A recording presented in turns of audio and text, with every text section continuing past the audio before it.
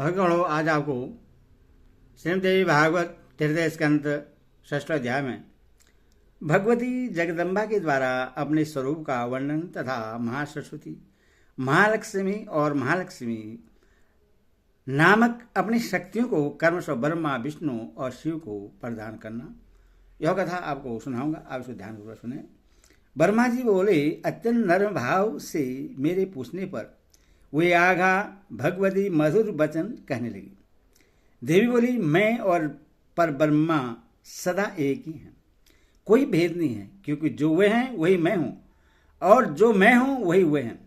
बुद्धि भ्रम से ही हम दोनों में यह भेद दिखाई पड़ता है। इसीलिए हम दोनों में विद्यमान सूक्ष्म अंतर को जो बुद्धिमान जानता है, वह संसार के बंधन से छुटकर सदा के लिए मुक्त हो जाता है, इसमें संदेह नहीं है। ब्रह्मा आदित्य एक नित्य एवं सनातन है। केवल सृष्टि रचना के समय वह पुनः दैत्य भाव को प्राप्त होता है। जिस प्रकार एक ही दीपक उपाधि भेद से दो प्रकार का दिखाई देता है, अथवा दर्पण में पड़ती हुई छाया दर्पण भेद से भिन्न भिन्न प्रतीत होती है, उसी प्रकार मैं और ब्रह्मा एक होते हुए भी उपाधि भेद से अनेक हो जाते हैं। हे यज्ञ, जगत का निर्माण करने के लिए सृष्टि काल में भेद दिखता ही है, तब दृश्य की प्रतीति होना अनिवार्य है, क्योंकि बिना दो के सृष्टि होना असंभव है। सृष्टि के प्रलय काल में मैं न स्त्री हूं, न पुरुष हूं और न ही नपुंसक हूं, परंतु जब पुनः सृष्टि होने लगती है, तब पूर्वतः यह भेद बुद्धि के द्वारा उत्पन्न हो जाता है। मैं ही बुद्धि, श्री, धीर्ति, कीर्ति, स्मृति, श्रद्धा, मेधा, दया, लज्जा, सुधा, तृष्णा, समा, कांति, शांति, पिपासा, निद्रा, तंद्रा, जरा, अजरा, विद्या, अविद्या, स्पर्शा, वाचा, शक्ति, अशक्ति, वशा, मंजा, त्वचा, दृष्टि, सत्या, सत्य, वाणी, परा, मध्या, पश्यंती आदि वाणी के भेद और जो विभिन्न प्रकार की नाड़ियां हैं, वह सब मैं ही हूं। हे पद्योनि, आप यह देखिए कि इस संसार में मैं क्या नहीं हूं और मुझसे पृथक कौन सी वस्तु है।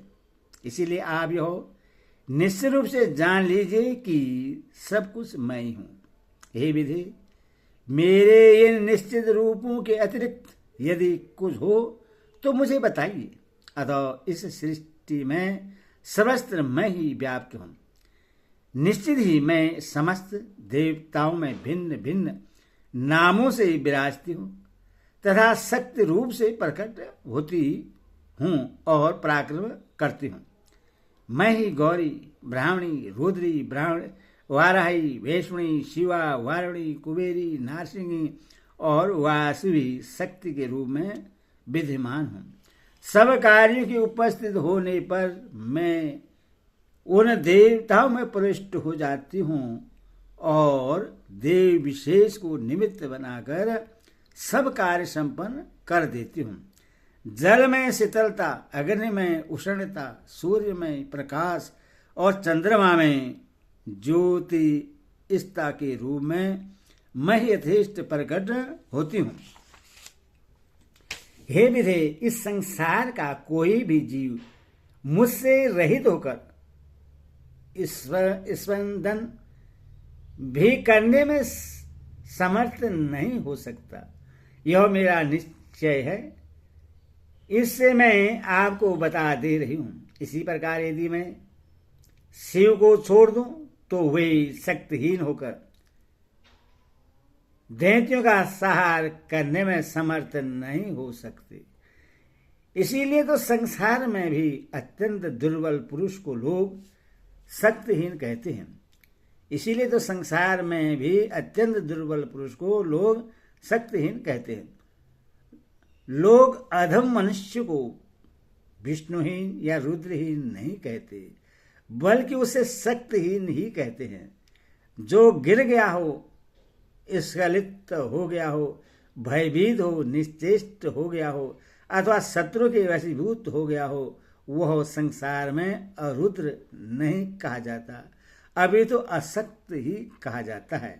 हे ब्राह्मण, आप ही जब सृष्टि करना चाहते हैं तब उसमें शक्ति ही कारण है, ऐसा जानिए। जब आप शक्ति से युक्त होते हैं तभी सृष्टिकर्ता हो पाते हैं। इस प्रकार विष्णु, शिव, इंद्र, अग्नि, चंद्रमा, सूर्य, यम, विश्वकर्मा, वरुण और वायु देवता भी शक्ति संपन्न होकर ही अपना अपना कार्य संपादित करते हैं। पृथ्वी भी जब शक्ति से युक्त होती है तब स्थिर होकर सबको धारण करने में समर्थ होती है। यदि वह शक्तिहीन हो जाए तो एक परमाणु को भी धारण करने में समर्थ न हो सकेगी। शेषनाग, कच्छप एवं 10 दिग्गज मेरी शक्ति पाकर ही अपने अपने कार्य संपन्न करने में समर्थ हो पाते हैं। यदि मैं चाहूं तो संपूर्ण संसार का जल पी जाऊं, अग्नि को नष्ट कर दूं, वायु की गति को रोक दूं, मैं जैसा चाहती हूं वैसा करती हूं। हे कमलोद्धव, सभी तत्वों के अभाव का संदेश अब आप कभी न कीजिए, क्योंकि कभी कभी किसी वस्तु विशेष का प्राग भाव जिसका आदि न हो पर अंत हो, तथा परवसा भाव जिसका आदि हो किंतु अंत न हो, इसी प्रकार हो जाता है। जिस प्रकार मिट्टी के पिंडों में और कपालों में घटाभाव प्रतीत होता है। आज यहां पृथ्वी नहीं है, तब वह कहां चली गई? इस पर विचार करने पर वह पृथ्वी परमाणु रूप से विद्यमान तो है ही, ऐसा जानना चाहिए। शाश्वत, क्षणिक, शून्य, नित्य, अनित्य, सकृतक और अहंकार, इन 7 भेदों में सृष्टि का वर्णन विवक्षित है। इसीलिए ही अब आप उस महतत्व को ग्रहण कीजिए जिससे अहंकार की उत्पत्ति होती है। तदवशा आप पूर्व की भांति समस्त प्राणियों की रचना कीजिए। अब आप लोग जाइए और अपने अपने लोकों की रचना करके निवास कीजिए और देव का चिंतन करते हुए अपने अपने कार्य कीजिए। हे विधि, सुंदर रूप वाली, दिव्य हास वाली, रजोगुण से युक्त श्रेष्ठ वस्त्र धारण करने वाली, अलौकिक दिव्याभूषणों से विभूषित उत्तम आसन पर विराजमान इस महासरस्वती नामक शक्ति को क्रीड़ा विहार के लिए अपनी सहचरी के रूप में स्वीकार कीजिए। यह सुंदरी सदा आपकी सहचरी बनकर रहेगी।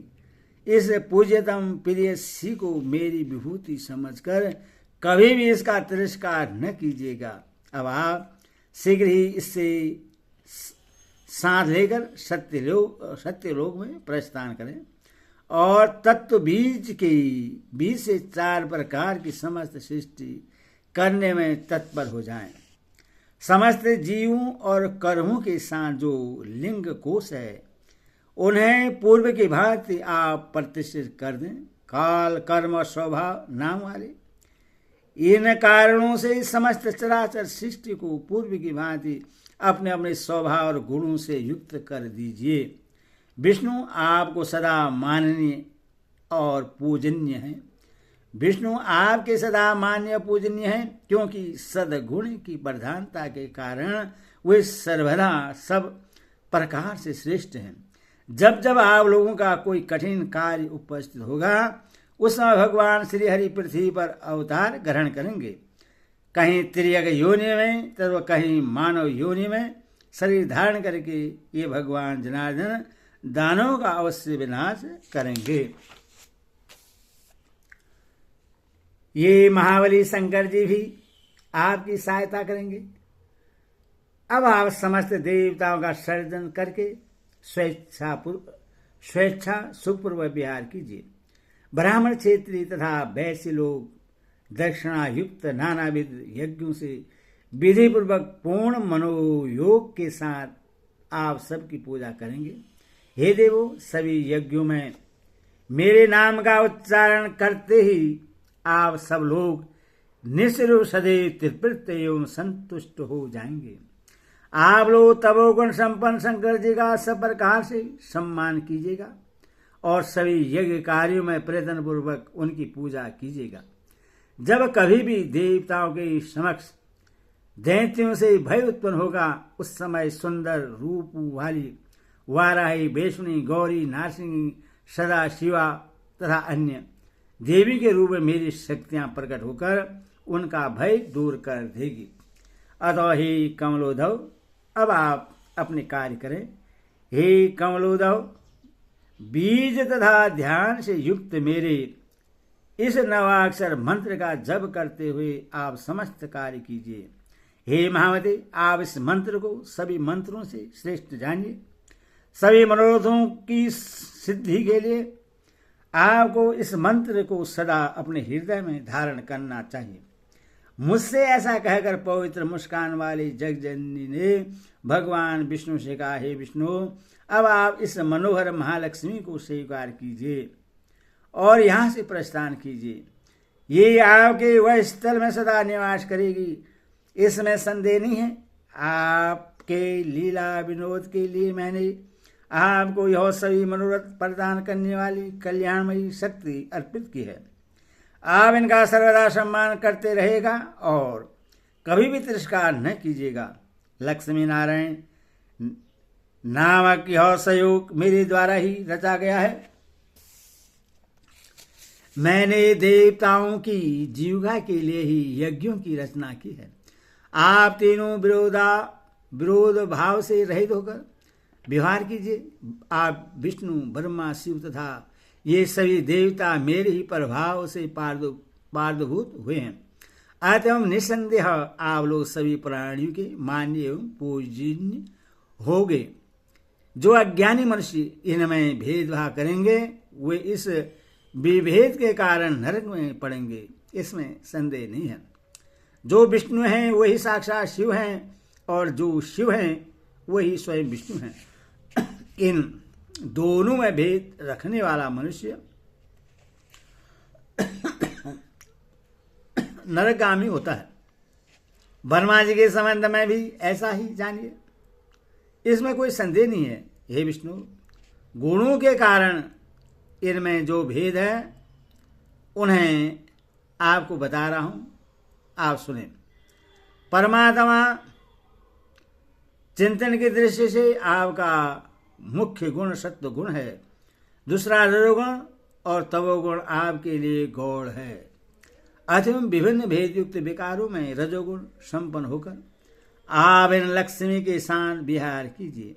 हे लक्ष्मीकांत, मेरे द्वारा आपको दिया गया वाग बीज एवं काम बीज कली तथा तृतीया माया बीज हिम, इनसे युक्त यह मंत्र परमार्थ प्रदान करने वाला है।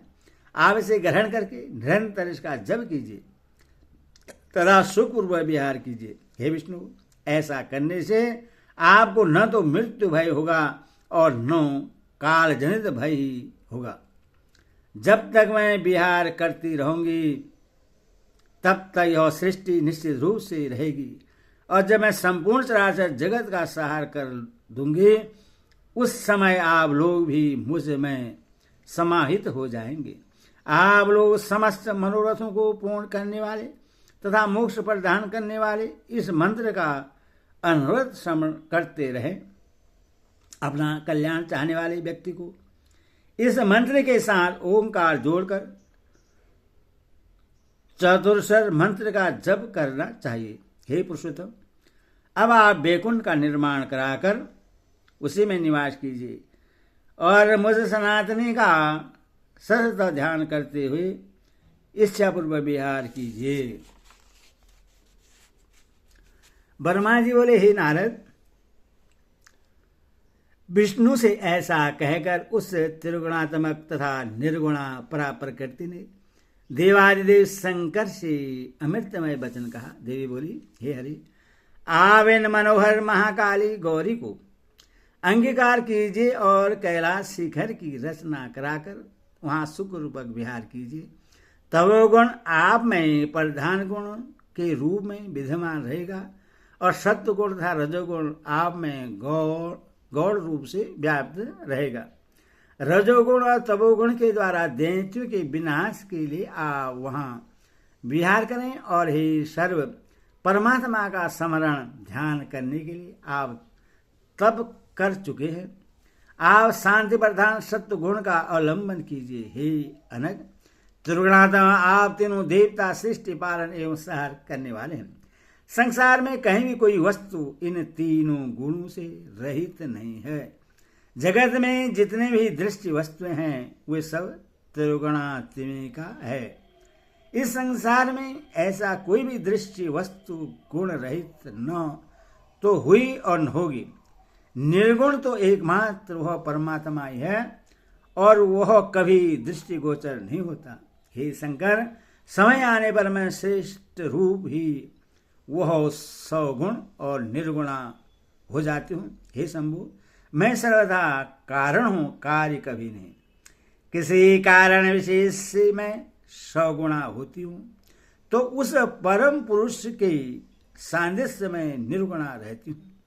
महत्त्व, अहंकार, तीन गुण और शब्द आदि विषय कार्य कारण भाव से निरंतर गतिशील रहते हैं। सत से अहंकार उत्पन्न होता है, इसीलिए मैं शिवा सबका कारण हूँ। अहंकार मेरा कार्य है और वह त्रिगुणात्मक रूप में प्रतिष्ठित है। उस अहंकार के महत्त्व उत्पन्न होता है, उसी को बुद्धि कहा गया है। वह महत्त्व कार्य है तथा अहंकार उसका कारण है। इसी अहंकार से तन्मात्राओं की सदा उत्पत्ति होती है। वे तन्मात्राएं पृथ्वी, जल आदि पंच महाभूतों का कारण है। सबके सर्जन में 5 कर्मेंद्रिय, 5 ज्ञानेन्द्रिय, 5 महाभूत और 16 मन, यह 16 समूह कार्य और कारण रूप होता है। वह आदि पुरुष परमात्मा न कार्य है और न कारण। हे शिव, सबकी प्रारंभिक दृष्टि से उत्पत्ति का यही कर्म है। अभी मैंने आप लोगों से यह उत्पत्ति परंपरा संक्षेप में कही। इसीलिए हे श्रेष्ठ देव, अब आप लोग मेरा कार्य संपन्न करने के लिए इस विमान से प्रस्थान करें। जब आप लोगों पर कोई संकट आएगा तब मैं स्मरण मात्र से तत्काल आप लोगों को दर्शन दूंगी। अतः हे देवो, आप लोग सर्वदा मेरा तथा सनातन परमात्मा का स्मरण करते रहे। हम दोनों के स्मरण से ही निसंदेह आप लोगों की कार्य सिद्धि होगी।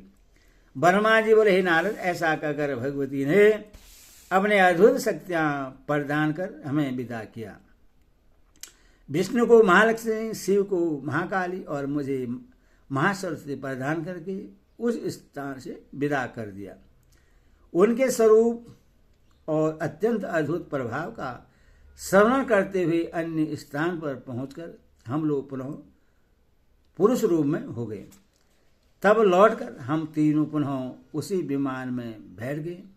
हमने देखा कि वहाँ न तो वह मणिद्वीप है और न वह महामाया है और न वह सुधा सागर है। उस समय वहाँ उस विमान के अतिरिक्त और कुछ दृष्टिगोचर नहीं होता था।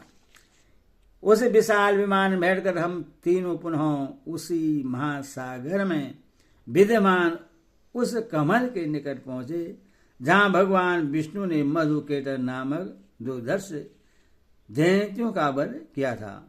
एदेश देवी भागवत महापुराणे षष्ठादश सहितानां तीर्थे स्कंदे ब्राह्मणे श्रीदेव्यानां उपदेशवर्णां षष्ठोऽध्यायः। ओम तत्सत्। माता की जय।